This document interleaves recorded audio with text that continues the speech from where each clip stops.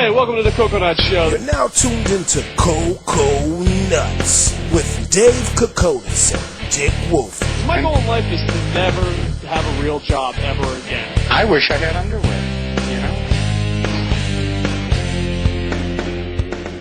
you know? Welcome to the Koconutz Show. I'm the huge one, Dave Coco, from Tokyo, Japan, representing KocoSports.com, and from New York City, representing Network125.com, is Dick Wolfley. And we'd like to thank the TV and Video Guide.com because their checks didn't bounce this month, and we get to stay on the air and keep the dream alive. So, this is day number 33. 33. This is the 33rd time we've done this. And for those that watch this, the best way to check it out is probably on Network125.com. Hit the hot radio link. That's the fastest way. Or subscribe to Twitter.com/Network125. Mm-hmm. And eventually, my fat ass will get them up on YouTube, which I wish I did it faster, but I'm so far behind. It's on ridiculous. YouTube, that's on KocoSports. YouTube/KocoSports. YouTube.com/KocoSports. We bid it for the rights on YouTube. I just made that last part up to sound like we're way bigger than we are. Actually, Dick's like, screw that. You ain't going to make money off that. And I'm like, you know what? I'll prove you right. Prove me wrong. Prove me wrong. It's been one hell of a week in the Koconutz world. Anyway, so you want to hit right to the stories? Been a busy week, yeah. So let's see. I have some favorites this night. What were my favorites? My absolute favorite was this one. Actually, this story comes from the Federal Times. Okay, this is Those guys are good. Did they get bailed out? They're a newspaper ran by the federal government. I'm surprised they ain't bailed out yet. So the U.S. Postal Service struggling with a mass deficit because nobody uses, well, other than for bills, nobody uses the Postal Service anymore. I mean, you know what it is, too? I just think it's absolutely ridiculous how expensive it is. I mean, I feel so bad. I'm going to give him a free plug just because I'm such a douchebag friend. But Pablo from Multicolor Media. Right. How's Pablo doing? He's doing good, but he has a really bad friend named Dave. And that friend, who's me, gave him I'm going to guess 16 boxes. Right. And to get the 16 boxes to Tokyo cost about $3,000. Right. I was there. These were not little boxes. Okay, these were big, friggin' heavy boxes. Well, anyway, so he has these big, heavy boxes in his house. His wife, he's probably getting it from the old missus, because, she's a good girl, but come on, you know what I mean? You got 13 giant boxes in your house. Right. And the plan was to send the $3,000. I barely have $20 to pay my Sonic PCS bill. So, it's got so expensive, and $3,000 shipping it to Tokyo, you can say whatever, but we live in a world of technology, and the simple fact is, I have $3,000, do I pay my bills, or I send boxes? And eventually, I might just have my brother pick up the boxes and be like, hey, dude, just sell this stuff and send me the money. I don't know what's in the boxes. It could be, an item that I've always needed and wanted. It's just, I don't have the money to send it over, so who knows. But you think everything's getting cheaper and better and quicker and faster. Mm-hmm. We live in the world of an iPhone. You think we'd have it better off, but no, we don't. And the post office really dropped the ball. And the thing is, FedEx, UPS, are the yellow guys still in business? Remember there was for a week there was a yellow company? Yeah, oh yeah, they are. I actually got, they work so stupid. D&L, I think it is, or something. I actually bought a little thumb thing for my computer for the audio so that I could plug this mic in USB, and it's not a USB mic. It cost a grand total of $3. Okay? I bought it on eBay, and it was free shipping, cost $3. They sent it, that D&L thing.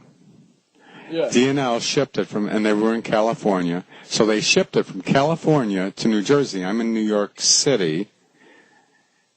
And in New Jersey, they took it and dropped it in the mail. Because they didn't have a truck. They didn't have a truck to deliver it here in New York City. So they dropped it in the mail, and the post office delivered it 2 days later. But I mean, yeah, they're still I'm kind of pro post office. I just wish it was cheaper and better, and they have competition, but it's just, you know. But well, the post office, here's why they screw up.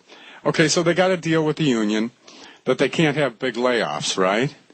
So, all right. But nobody's using the mail anymore. It's down like 16% in the last couple months or last year. So they got people, they don't know what to do with them. So they put them in a room and make them sit. At any given time during the working day, they have 11,000 Postal Service employees sitting in a room waiting for something to do. That's awesome. I wish I was a postman. You know? I don't know. Being a mailman would be pretty badass. Who doesn't like being a mailman? So I gave out numbers, but and I should give them out right. So it's what you said, about 11,000 people just sit there at one time. Here's the actual numbers. All right. At any given time, 1,125 full-time employees are sitting idle at a cost of $50 million per year. And that's what I said. Mail was down 16%. It's actually down 12.6%. Doesn't change. Sir, you are a liar. 15,000 employees have spent time in standby mode. They call this standby mode. This year, which isn't over yet, 15,000 guys are sitting in holding pens. No wonder the post office is in trouble. What the hell is their problem? But no, though, maybe this is me feeling guilty, being the nice guy that I am. It's gotta suck to be them. Right. And the reason I say that is you're doing nothing, you're getting paid. Sweet. Lots of money. But lots of money. But you know they're wheeling and dealing and spending all day thinking how to get rid of you. Right. You know what I'm saying? At the end of the day, they can't get rid of you. Once you get a postal service job, you're there forever. Come on. Yeah, but the whole thing is it's actually hard to get the job, though. That's what I've heard. Oh, it is. It's very. I actually back 20 years ago tried and scored really well on the test thing, and it took them 3 years to get around to me. And when they did come up with a job for me, it was like out in the middle of nowhere, and they were like, you can move out in the middle of nowhere or turn the job down. So I turned the job down. I'm not out in the middle of nowhere kind of guy. If you had a time machine, you would have went to the middle of nowhere. Yeah, that would be. I would definitely do that. Definitely. Definitely. Oh well, sometimes when you're supposed to make a right turn, you make a left turn. Right. That's why life sucks. Yeah. Where's Google Maps of life? Son of a bitch. Yeah. But anyway, it's awesome that they get to sit around doing nothing, but it's got to be a shitty feeling sitting around doing nothing, knowing that the government is thinking of ways to eliminate you. Yep. So pretty much the post office is like everyone. Right. Exactly. Oh, man. So, good luck. I got a buddy that works at the post office, a high school buddy. Yeah. So, hopefully he's not one of the, thousands that are sitting on their ass doing nothing. Right. So, my computer is being all crappy. No. So, next story, man breaks into a 98-year-old woman's home. And she beat the crap out of him. No. Yeah. She beat him with a stick, and she beat him so hard the stick broke, and they fled.